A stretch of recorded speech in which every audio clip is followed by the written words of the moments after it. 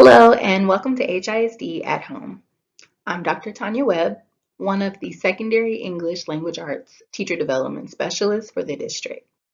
I'm excited to be working with you today on reading fiction. Let's get started. For our first activity, we're going to be completing a quick write. I want you to write something about the following quote. It says, "Absolute power corrupts absolutely." This was said by Lord Acton, a historian. So I'm going to give you three options for completing your quick write. For option one, you can write about anything that comes to mind after reading the quote. Option two, you can choose one word in the quote and let that word guide your thinking as you're writing. And option three, we're going to be reading a short story about a very powerful character.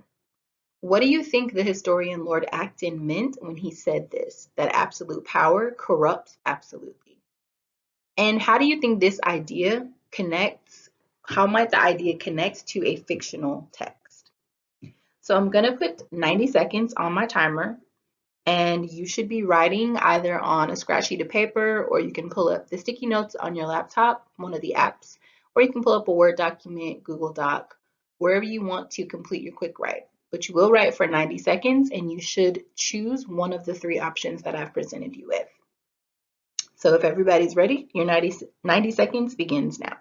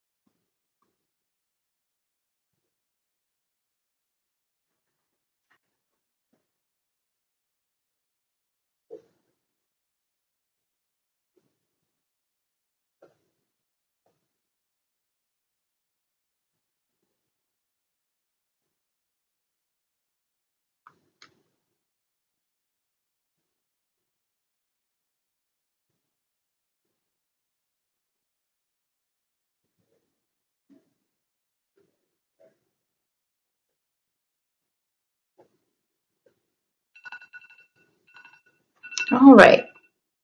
So some of the things that I jotted down for the quick write, I wrote the word power. I chose to go with option two, which was to choose one word from the quote and then let it guide my thinking. So I chose the word power, and then I just kind of started letting that lead my thinking and my writing. So for me, I think power makes people evil. I think it makes them be a little bit self-centered and just like focused on what they want or getting more power for themselves. And I think it also causes people to mistreat other people when they have all the power in a situation or all the power in their life. It causes them to be corrupt and unkind towards other people. So hopefully you had some time to think about the word power and what power means, especially what it means to have all the power and how that can corrupt you, as the quote says. Now that we've done a little bit of thinking about power and we know we're going to be reading a story that is about a character who is powerful, according to the third option on the quick write, let's kind of talk a little bit more about what our actual TEK or standard is that we're going to be working from. So our what? Today, we will recognize and analyze literary elements within and across increasingly complex, traditional, contemporary, classical, and diverse literary texts. So this is an eighth grade TEKS, and we are going to be reading a ninth grade text. So I took this text directly from the new textbook that we're going to be using in English 1, but I do think it's accessible to middle school and high school students. So that long standard was our what. Let's talk a little bit about our why and our how. We know what we are doing. So why are we doing this? Well, for one, you as the student are expected to be able to analyze how characters, motivations, and behaviors influence events and resolution of the conflict. So when you think about fiction and an author telling a story, you should be able to pick out what is motivating a character to act the way that they do, what does the character think, and then how do those things kind of drive the story forward with the events leading up to the resolution or the ending of the story. So how are we going to tackle this? We're going to do two things. First, we are going to annotate the text using our hashtag main idea strategy next to each paragraph that's in the story. And then second, we're going to create a product that shows that we know how to analyze the story for the who, the what, and the how, since we're focused on character motivation and beliefs, motivations, beliefs, and actions. So that's going to lead us to the story's outcome. And I'll show you the chart in just a second for what that's going to look like. I always want to try to take the standard or the TEK that we're working from and then turn that into a question, because for me as a learner, it's easier for me to turn the focus into a question and then work to answer that question as we're reading. So the big question, basically just rewording the TEKs into a question. How do the characters' motivations and behaviors influence the events, including the resolution of the story? Okay, so let's start to break that down. I want to unpack this standard and at the same time tackle that big question that I created by thinking about some of the characteristics of fiction. So this is a little bit of a review in addition to kind of unpacking what we're doing today.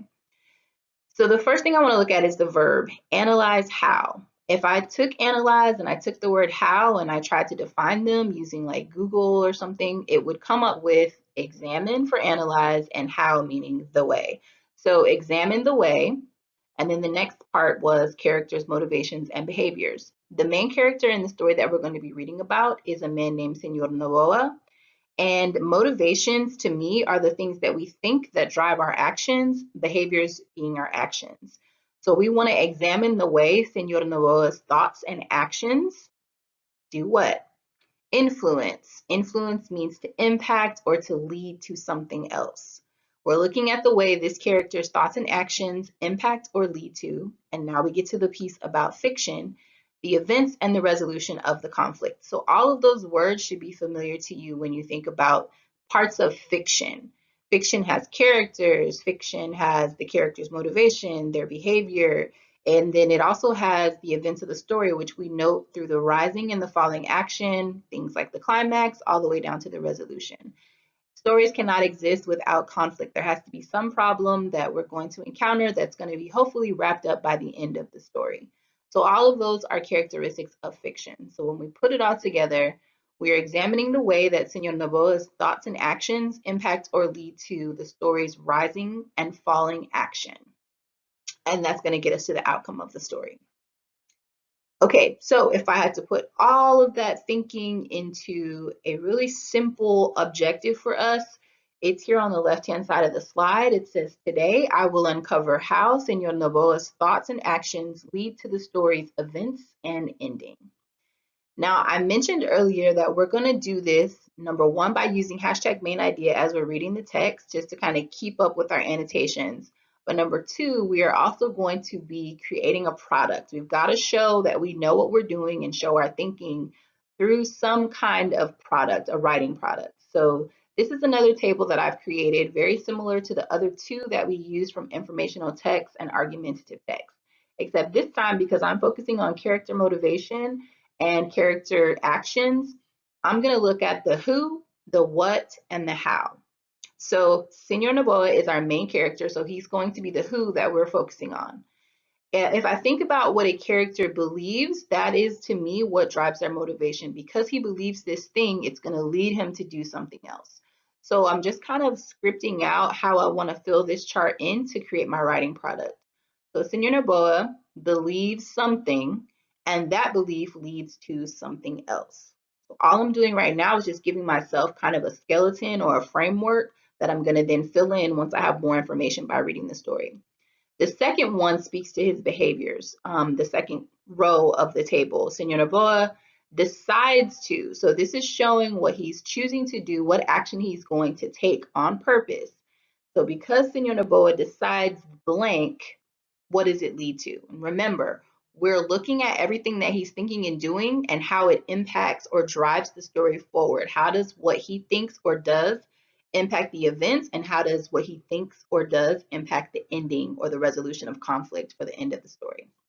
Okay, so that's a lot for us to look through, but first we want to make sure that we take the time to just read and enjoy the literature for what it is. And as we're doing that, we're going to pause and kind of jot down some notes for our annotation so that we don't lose track of the important things that are happening in the text so we can still get to the product at the end. So let's look here at the picture. This is straight from the textbook, as I stated. The story is a flash fiction, and it's titled Senor Noboa. It was written by Raul Lais, and it has been translated into English by Leland H. Chambers. So if you look here, I see a man sitting on top of a horse. I see the hot sun behind him. I see him kind of maybe looking down at a person, and he's scowling. And then I also noticed that he has a ring on one of his fingers, so I'm assuming that he has some kind of wealth. So there's a lot that we can tell by looking at just the images that are available to us. This is true in informational text as well. When we look at expository text, they sometimes have graphics or images. You always want to check those out because they can give you an idea of what you're about to learn or read in the text. Okay, so now that we've looked at the first image that's available to us, let's dive right into the text. So paragraph 1, Senor Noboa is the owner of half a province. During the last 50 years, he had extended the lands inherited from his father by squeezing small landholders so they would sell him their small properties for a pittance. This was also how the large properties he had inherited had come into being. So for paragraph 1, I'm noticing that there are a couple of words that some of us may not be familiar with. For example, Senor Noboa is the owner of half a province. So this is just a kind of like a group of groups of land, or like a bunch of land in one place, and he owns half of all that land put together. And then it explains to us that the way that he's gotten this land is by basically kind of bullying other people who own the land and just giving them a little bit of money. That's why it says in the fourth line down, sell him their small properties for a pittance. That means that they are getting just a little bit of money for the property that he's buying from them. So he's kind of bullied them into giving him their land. So my hashtag main idea for paragraph 1 is going to be hashtag bully. Already I'm noticing Senor Noboa is not someone who deals fairly with people, just from that first paragraph, and of course from the image that I assume was Senor Noboa that we saw in the previous slide. So let's continue. Of the many things that Senor Noboa possesses, the most valuable is the banana tree. In association with a foreign company, his lands are covered with green gold stalks and clusters that are watered by the sweat of thousands of laborers who never earn more than $90 a month. Okay, so I know that Senor Boa has made his fortune from bananas. So he's selling fruit, and he has a lot of people working for him to make sure that this fruit probably gets harvested, packaged, sold, etc. And that's kind of how he's built his fortune. One line that I really like in this paragraph, because I think it is very vivid, it's great imagery. It says his lands are covered with green gold stalks and clusters, and that's talking about the banana trees. But then it also says they're watered by the sweat of thousands of laborers. So we can tell that people work very, very hard in order for his business to flourish. And then the last part of the sentence says that they're not receiving more than $90 a month. That is very little for people to live off of. So I'm going to put for my hashtag, hashtag poor laborers. Okay, paragraph 3. Once a year, Senor Noboa personally tours his lands, atop his white horse and sweating heavy streams beneath his Panama hat.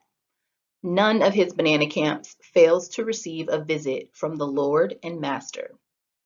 On that day, the only one all year long, something out of the ordinary happens.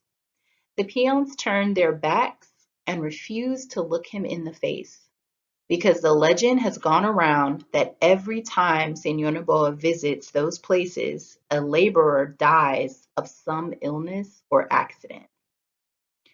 So The sentence mentions peons or peons. Those are basically people who are kind of like the lowest level of workers in an organization. So these are the people who are working in the fields, actually getting the fruit harvested, right? And it says that they turned their backs on him. They refuse to look at him. Why are they doing that? It's because for some reason, every time he shows up, when he comes once a year to check on his operation in certain camps of his operation, somebody ends up dying from an accident or an illness. And this is exactly how legends are made.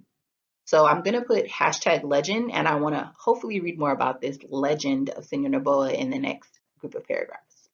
Paragraph 4 says, they all remember when 3 years ago a machine shredded the hands of the Chinaman Ramirez, and he died with the blood spurting from his wounds while he got paler and paler until he was white as a piece of paper. Or good old Sebastian, who was hit by a lung problem that finished him off before you could say boo.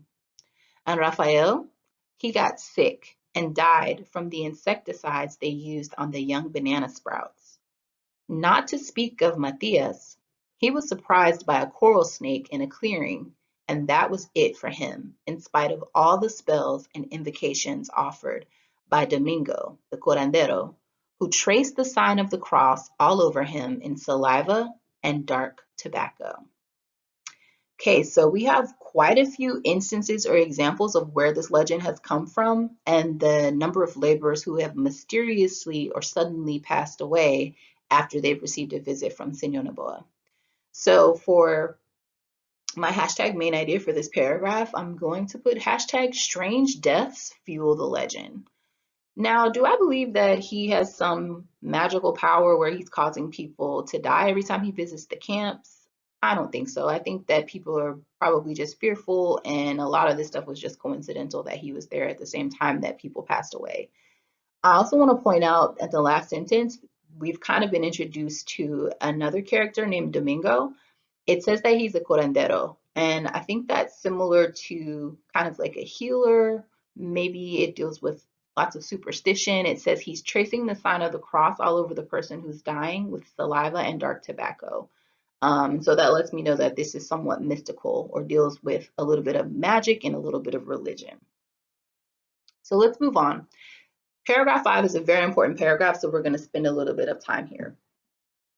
So that is why the people don't want to look Senor Noboa in the face, because they think it is the only way to avoid the evil spell the boss carries around with him. Senor Noboa is quite familiar with the legend that time has woven around him, and he enjoys it fully. It fascinates him to be able to instill that double fear. On the one hand, to be the omnipotent buyer-owner of all that effort of sweat-soaked labor that topples the banana stalks with lightning blows from sharpened machetes, and on the other hand, to possess the supernatural power of causing death with the same ease as one snuffs out a candle. But he knows that his only real power is the first.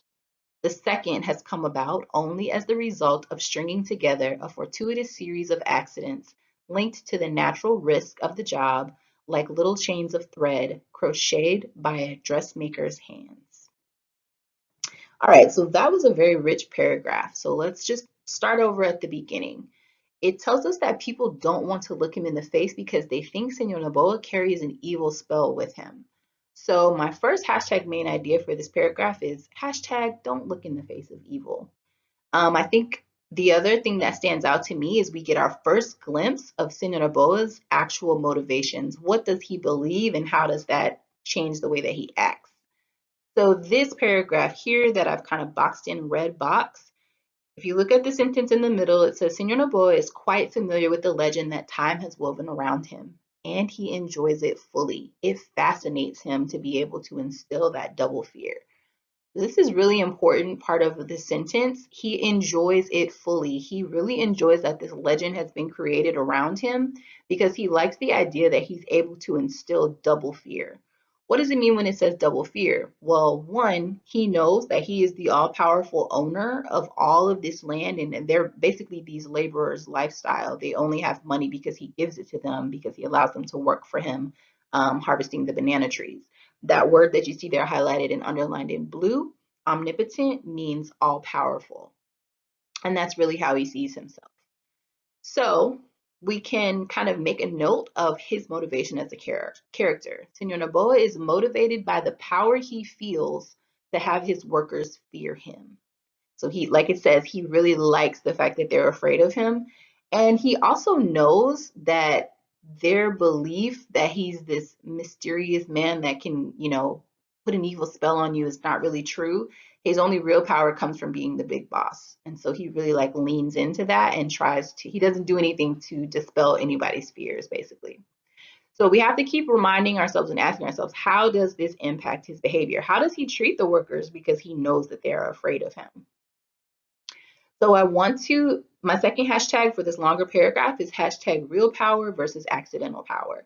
The fact that there's this myth created about him was completely accidental. He had no control over having that kind of power over people, but he does have real power in that he is the person who's providing them with some kind of financial stability by giving them money for the work that they're doing as laborers. Okay, let's look at the last paragraph, paragraph 6. He spurs his horse and reaches the last of the camps, where the foreman greets him while looking only in the direction of Senor Noboa's mud-caked boots. So again, hashtag eyes down. He's at the final camp that he's going to look at, and the person that greets him won't even look him in the eye, possibly to avoid the evil spell that he carries with him. So paragraph 7. So this is the troublemaker's camp, the master says to himself, and brings to mind the several attempts at strikes that have taken place around this place throughout the year. No one is looking at me. So we've got some really important information. In this last camp that he's visiting, the workers are hashtag fighting back. So they've tried to have some strikes and they haven't been successful yet. Let's see what his response is, because we already know his motivation. So how does that lead to his behavior? Look at paragraph 8. And he laughs inwardly, convinced that his legendary power is a potent ingredient for thoroughly crushing those who question his authority by alleging salary or health claims. So he thinks it's funny. He has really convinced himself that he has enough power to crush anyone who tries to oppose him or his authority. So my hashtag for paragraph 8 is going to be hashtag convinced. So much so that he's actually laughing about it. He's laughing at these people's attempts to kind of raise themselves up and be treated with a little bit more dignity and respect for the work that they're doing. Paragraph 9. Hundreds of laborers are gathered around him with their eyes set on the clouds, the dirt, or the greenness of the forest. Without dismounting, Senor Noboa lets loose a tirade in a stentorian voice, right to the heart of the matter, no beating around the bush, puts them in their place, makes the example, threatens, warns, a pause to wipe off the sweat. So here we see that there's hundreds of people around him, and he is one man on a horse coming to check on what's happening with his operation. None of the people are looking him in his eyes. So again, you see the power of the myth that he has some kind of evil spell that he brings or carries with him because of the way that he treats people. And if you look at the word, it says he lets loose a tirade in a stentorian voice. So a tirade is basically when you're just ranting, you're kind of going off, basically just talking, going off on someone. Stentorian means it is loud and full of power and authority.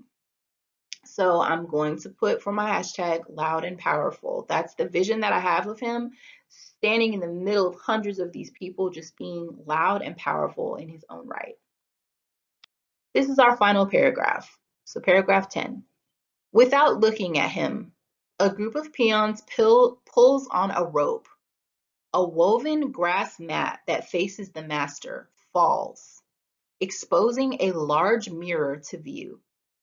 Senor Noboa stares at himself in it, full length, on horseback, face to face. And Senor Noboa sees Senor Noboa as he falls from his horse, as he shudders with strange convulsions, as his face grows purple, his hands twitch, as he dies with all his might, as his mouth fills with ants. While the curandero Domingo vainly outlines cross after cross in saliva and dark tobacco all over the body of Senor Noboa. Okay, so what ends up happening? The workers have created this plan. He only visits once a year and they know when he's coming. So he shows up. They don't look him in the eye because they know he carries some evil spell with him. They hold up a mirror. He sees himself and hashtag he is killed by the legend of himself. Killed by the spell that he's carrying with him because they hold up a mirror in front of him, basically. I think there's some great repetition in this last paragraph, all the sentences that start with the word as. And then, of course, we see the curandero come in again, putting crosses on him with saliva and dark tobacco, just like they did the person who had previously died in one of the other paragraphs. So I'm not sure how symbolic this is or how literal this is supposed to be, but I can completely envision all of this because of the way this was written. Like I can see this happening in like moment by moment. So I think it's a great piece of flash fiction that also has an obvious message, which is just be careful how you treat people and the energy that you bring with you because it can definitely come back to you. Okay, so I think that was a great story. Let's talk a little bit about finishing our product in the last few minutes. So just as a reminder, the question that we're trying to answer right now, how do Senor Noboa's thoughts and actions lead to the rising and falling action and resolution of the story? So again, here's the chart that I started with, or the table that I started with. Senor Noboa believes, what does he believe? He believes that he is omnipotent and worthy of being feared by his workers. I know this from the earlier paragraph when he basically is talking about how he enjoys the fear that he instills in people. And Senor Noboa's belief that the workers fear him leads to Senor Noboa's underestimating the workers' power. So he goes to this last camp. I'm saying this because of his own actions. He goes to this last camp. He doesn't have any help with him. He doesn't for a second think that the workers could ever plot or scheme against him. So he's not questioning anything. He's not even aware or considering that he might be in danger at any point. He just knows they're not looking at him because they're scared of him. And I think it leads to his demise in the end, his underestimation of the people that work for him. So the second row, we'll talk a little bit about his actions. So Senor Noboa decides to squash the rebelliousness of the last work camp. Again, this goes back to the paragraph that talks about how there had been attempts at an uprising or a strike at this camp. And so he feels if he just shows up and starts yelling, then it's going to squash anybody's desire to kind of rebel against the way things are, the norms in his organization or his lands where people work. And we had evidence of that from the previous paragraphs. So because of this, Senor Noboa is tricked by the workers into killing himself with his own curse. He underestimates them, thinks that he's going to come in and correct them, and they basically show him that he's wrong. I do want to say, like, Senor Noboa is a very important character in this entire story. There's one other group of characters that I want to kind of bring to light because we could push ourselves to write just a little bit more on this product. And that group of characters are the workers. So the workers believe that Senor Noboa is evil, cruel, and unable to value his workers. And so what do? They basically decide to destroy him with his own evil. They destroy him with his own pride, his own sense of power and fear. And that's how they're able to like overcome him. So we don't just want to focus on one character. We want to be able to look at the motivations and actions of multiple characters. And in this sense, I would definitely look at the motivations and actions of the workers because they're also important to the story. Okay, so thank you guys so much for your attention, and I hope that you learned something and got a chance to review fiction. If and when you do have to review character motivations and actions, I hope the who, what, how chart is helpful for you to kind of set up or frame your thinking. And I hope you really enjoyed that little piece of flash fiction. So my information is there. And if you have any questions, feel free to reach out to me. I hope you guys are staying safe. And again, thank you so much for your attention.